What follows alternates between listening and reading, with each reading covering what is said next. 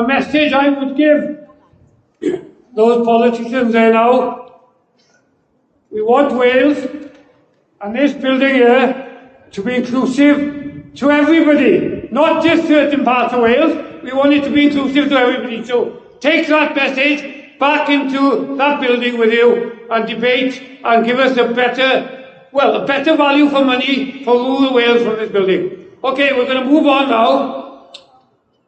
And we're going to have farmer stories. We're going to hear from various industry representatives. So we're going to start with Mr. Stuart Williams, who's going to give us his farmer story. So,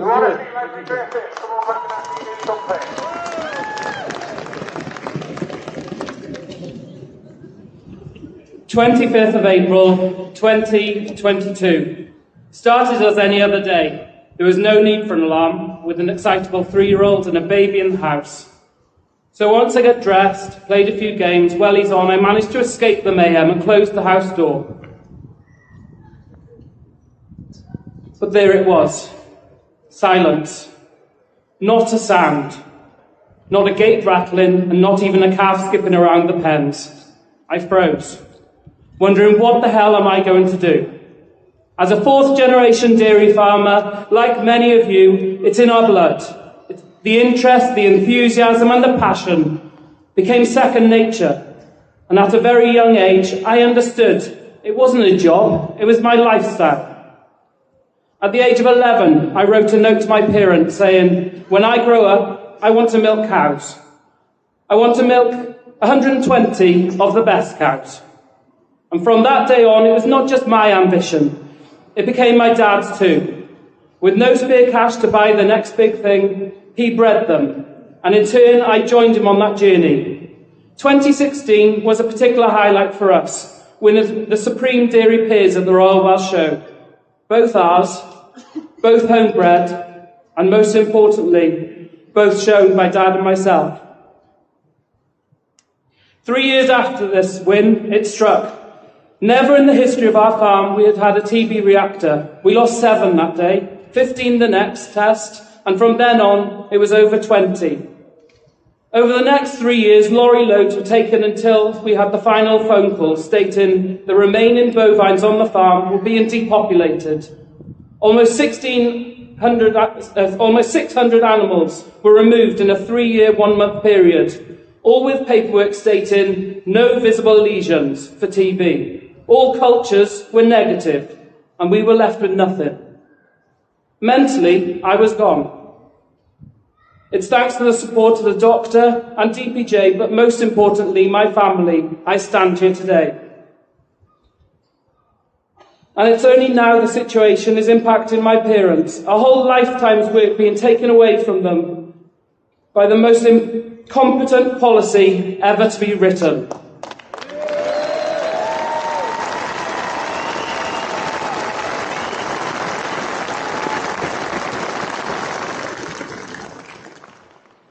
In those 3 years, we experienced a complete lack of communication and continuity, with 5 case vets in 37 months. And we actually asked for a Welsh-speaking vet. And guess what? The Welsh Government didn't have one. The words policy and protocol are used far too many times. But asked to see it, and I couldn't. It wasn't available. And the answers given daily changed, depending on who you spoke to. We were living in the world of unknown, and our business, our livelihood, became a massive question mark. Physically, financially, mentally, there was no light at the end of our tunnel. My then 7-year-old nephew was distraught at the thought of heavily pregnant cows being shot on the farm. To see a cow shot is bad enough, but to see the unborn calf kicking after she drops is awful. And he's right. The cow, the calf, and we as farmers deserve better. This is a memory that can never be unseen. And it's not good enough. And although there was a statement yesterday about a group being set up to discuss this, we all know how long discussions go on for. For me, this action needs to become a reality fast.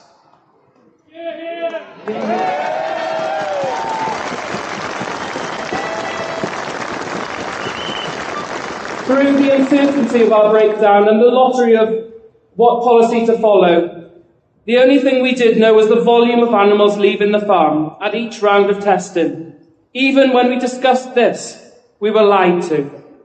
We were told a maximum of 4% of head had left every round of testing, but our farm figures clearly showed a minimum of 14%. And when you hear the rubbish that's spoken in the building behind me about TB improving, it really highlights the lies and corruption we face as farmers.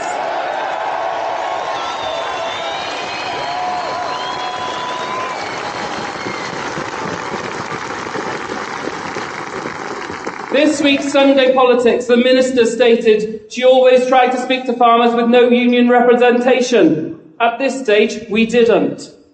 And following 2 invites, guess what? I'm still waiting a response.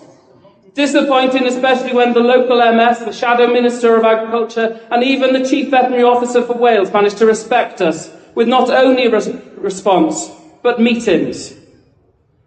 Many of you out there have, are, or will go through some of all that we have been through.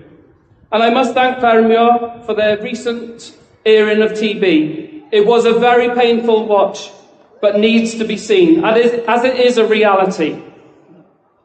Through my TB experience with the Welsh Government, I now trust nothing that's created. How can we as farmers live our lives knowing the future is being shaped on lies? I have given you an insight into our lives of living through the unknown. The day the last cows went, my dad lost his lifetime's work. I lost my dreams and ambitions, and my children's lost their future. I stand here today. Our farm looks very different. My heart is saying one thing, my head another. We have a stall cattle in the cubicles, pigs in the rearing sheds, and an education farm as a diversification. Am I achieving my ambitions? No. But with the uncertainty of what will come out of the Senate, I am not prepared to give anything 100% and fall victim to yet another worthless policy. TB case publicly. Now, I'm nowhere near a politician as a speaker, but one thing I am prepared to do is stand here as a proud farmer and will always care for my farm and my animals and feed the nation for future generations. Can I finally thank everyone who was enabled today for happening, but more importantly, thank you guys for coming. Everyone has come as an individual, but together we are making a statement to the Welsh Government that we are united. Thank you.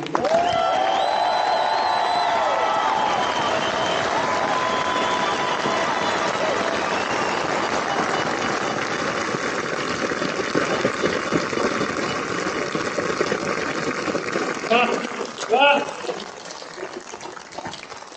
is the human cost of the decisions made in the building behind us. I want to formally thank the crew of Ffermio who did that programme in Castell Hywel, and thank the family of Castell Hywel for being so open and letting the cameras come onto their farm. And can you give them all a round of applause? Because I do think it's not an easy thing to do.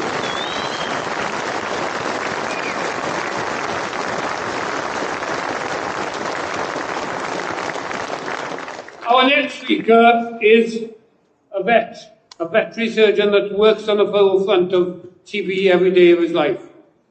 And that's Rhys Beynon-Thomas. I will also ask now Ewan Humphreys, a farmer, to come forward, Carys Jones, a farmer, to come forward, Kate Miles from TBJ, Gareth Wynne-Jones, and one of the organisers and the farmer story, Mr. Liam Price.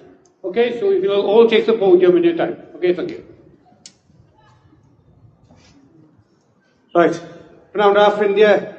Dwi'n sefyll o'ch blaen chi prawn yma, nid yn unig fel milfeddyg fferm, ond hefyd fel ffermwr da godra a defer yn hun. Dwi'n ffarmo ran amser gyda'n rieni am rawd sy'n draw yna. I stand before you today, not only as a farm animal vet, but also as a dairy and sheep farmer myself, farming part-time with my parents and brother stood over there. Now, I gave this exact same speech to the gathering in Carmarthen a few weeks ago. And you know what? I could have done the same speech last year, And unless things change, I can do exactly the same thing, same speech next year. Because as far as TB in Wales goes, nothing is changing. Using Welsh Government's own most recent available data, let's see how we've done over the last 10 years under the increased cattle testing regime. After a decade of testing in Wales, we have not gained one bit in controlling the disease. In Q3 2013, the reactor rate per 1,000 cow tested was 3.2 cows. The latest available data, 10 years later in Q3 of 2023, shows a current reactor rate of 5 cows per 1,000 tested. Yes, there are seasonal trends, but I can guarantee you that Wales is seeing no improvement in the fight against TB over the last 10 years. Currently, 16% of all dairy herds across Wales are locked down with TB. 16%. That's a massive figure. In the high-risk West area, where I live and work, there was a rise of 26% in the number of herds closed down with TB against the previous year. The disease is not going away. Far from it. For many herds in Wales, the nightmare continues. 10 years ago, some 6,300 reactors were killed in Wales. In the last 12 months, 9,669 cows were slaughtered, and every cow counts. And yet the Welsh Government continue to tell us that things are improving. Almost 10,000 Welsh cattle slaughtered in the last 12 months doesn't sound like much progress to me. All parties involved can agree that a wildlife vector plays a large role in the presence and continuation of bovine TB in an area. Here in Wales, the problem lies with the badger in particular.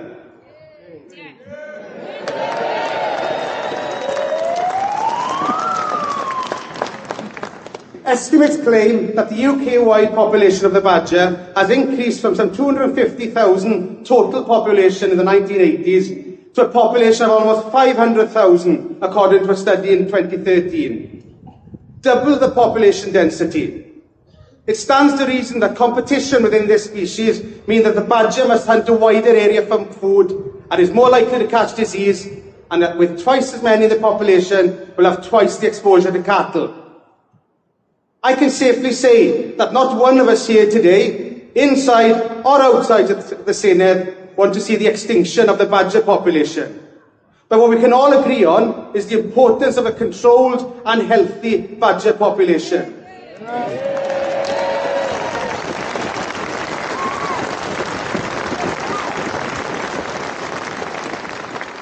Let's not forget, a TB-infected badger will also end its life in slow and a painful manner. There is no debate that bovine TB is also transferred from cow to cow, and the industry has gone along with the increasingly stringent testing regime imposed upon us by Welsh Government. But how can we explain widespread TB in herds that have not purchased an animal for 20 years and more? Culls have been ongoing across the border now for a decade and more, and the results are very promising, showing clear declining trends in the incidence of disease in the cull areas. Decreases of 66 and 37% in the spread of disease to cattle is shown in the Gloucestershire and Somerset cull areas. Up to 66% decrease in the incidence of rates of TB after 4 years of culling. Why won't the Welsh Government take note of this scientific data? Disease control should be directed by scientific data and not political policies devised to win votes.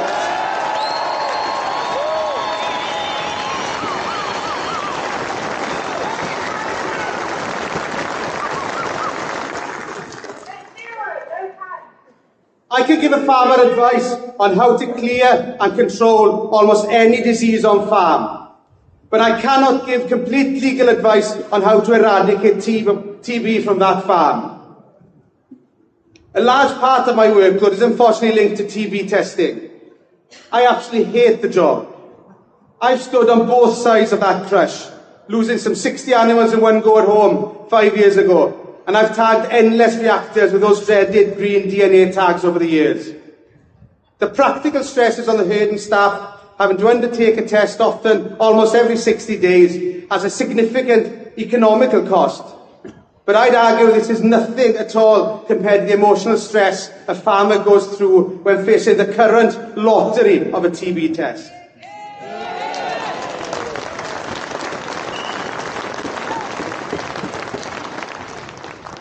Welsh Government has come out with a target of TB eradication in Wales by 2041.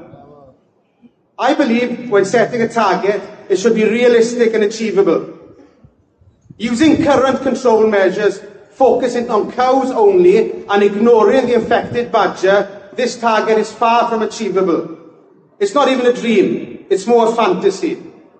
Something has to change for the survival of cattle farming in Wales.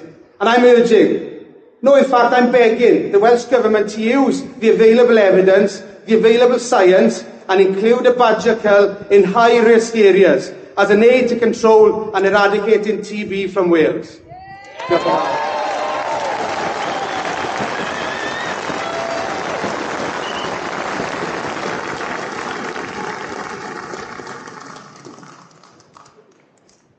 Hello everyone. I was asked to do this on Sunday, and it says in the agenda a farmer's story. But we're all farmers here, and we've all got different stories, and I have no more right to share mine than you out there in the crowd. So I will use this opportunity to convey what I think the crowd feels to the media, to the public, and to the Senedd. So I'm a fifth generation farmer from Mid Wales. I'm farming sheep, cattle, and free-range hens. And there's a couple of reasons I'm here. I've got a 2-year-old son sitting at home who loves every minute of being on the farm, and I am fighting for his future on that farm. I'm also here to make sure us farmers stick together and unite through this time of hardship. Regardless of who we are, where we come from, what we farm, or what we believe in, now is the time to stick together. I'm very nervous, I'm just a farmer, so bear with me.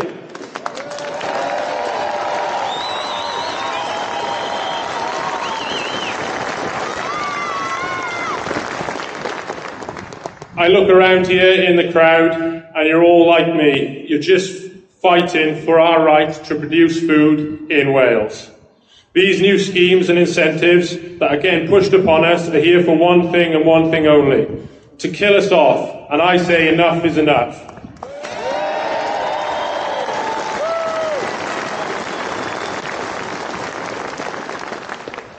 The government tell us we need to work better with nature and fight the climate crisis.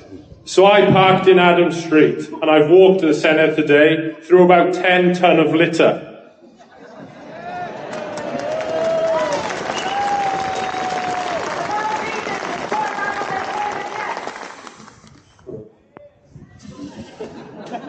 Farmers are the heart and soul of our local communities, and I, for one, are fed up of being treated like the villain. Where do the people thinking up these schemes think their food is going to come from when there's farms ravaged by TB and we're busy pruning trees?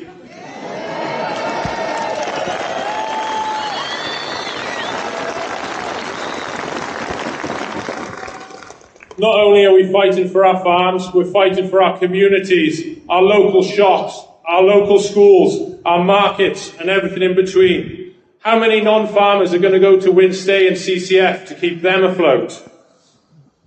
We've just had to listen to 4 politicians promise the world and try and get your support just for votes. Well, I challenge each and every one of you to actually stick to your promises, get out of the cycle, and do something.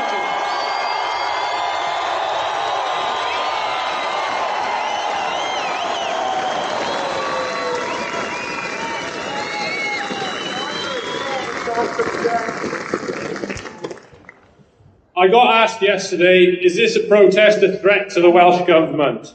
And I had no idea how to answer. So I'll tell you this, Welsh Government, look at us all here today, together as one. There are thousands of us here fighting for the same thing, a common goal, to ensure our future in Wales farming. And if you don't start working with us, this is just the beginning.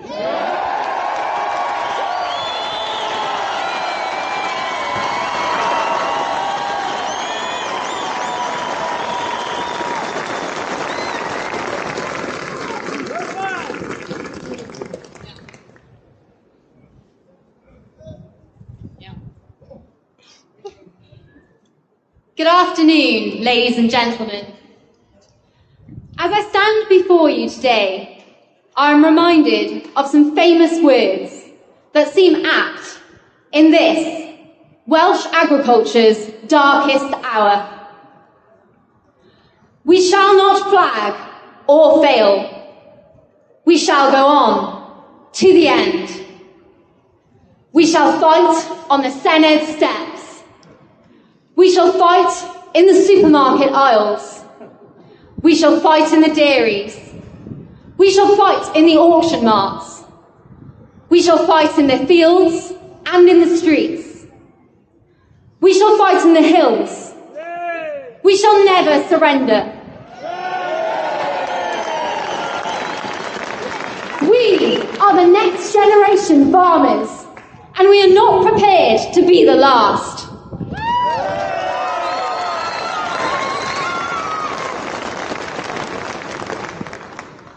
For centuries, agriculture and farmers have been at the very heart of this country.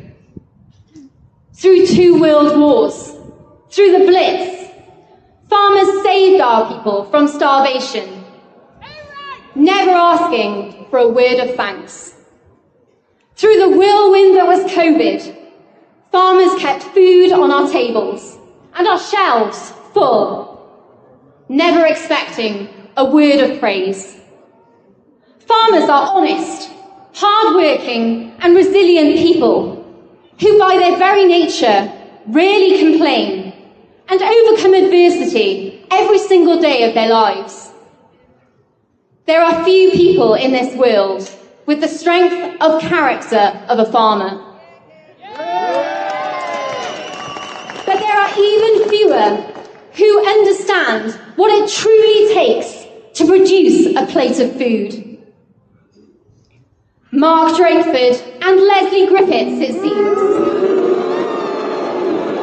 have never felt the pang of hunger and have forgotten that food does not simply drop from the sky. Post-Brexit, we need a Welsh food strategy that delivers for both our farmers and our consumers. We need profitability for farm businesses. We need to end food poverty. We need to encourage innovation and entrepreneurial spirit, not choke it at every turn. It beggars belief, ladies and gentlemen, that 7 years after the Brexit and Our Land consultation, we are standing here today with no finalised agricultural policy for the end of the basic payment scheme. No idea what budget is available. No idea what the funding transition will look like. How can our farm businesses plan anything? How can we strive for greater efficiency when our government undermines us with every single policy decision? Halting climate change and accelerating the green environment are admirable aspirations. But when these aims reduce our ability to produce food, we have completely lost our way. Russia is at war with Ukraine. Israel is at war with Gaza. And the Red Sea shipping routes are under constant siege. In such a volatile world, ladies and gentlemen, it is ludicrous for our government to take 20% of land out of production.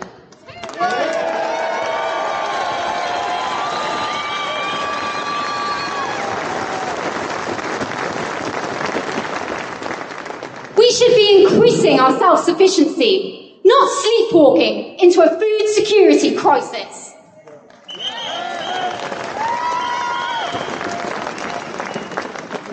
Mr. Drakeford, you claim to be listening to us farmers.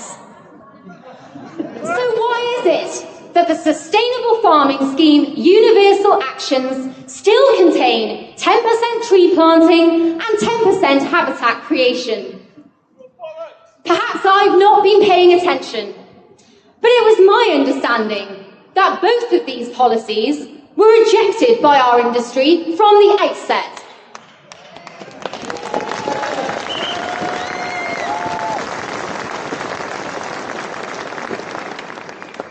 As an elected person holding a public office, why is it that you are going against the expertise of our farmers, against the will of the Welsh people who want to eat Welsh food, and ignoring the recommendations from our farming unions and your own political party in Westminster?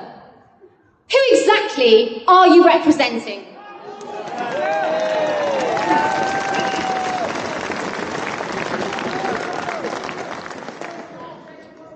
A blanket Wales NVZ, a TV policy that has squandered billions of pounds with no disease eradication, and a sustainable farming scheme that is anything but sustainable.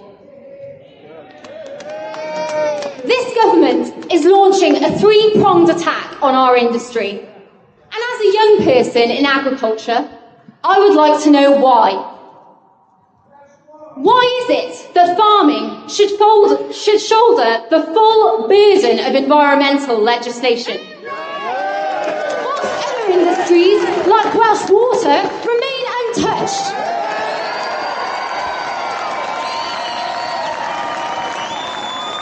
Why is it that food is not considered a public good when it is the very thing that keeps people alive?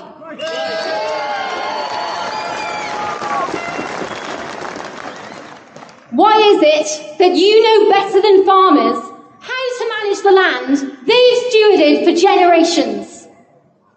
And why is it that you are not increasing the Welsh agriculture budget to deal with the mounting cost of regulation? Instead of answers, we are left with uncosted schemes and a complete lack of accountability. It is just not good enough. Welsh agriculture is already struggling to attract young people into our sector. And with policy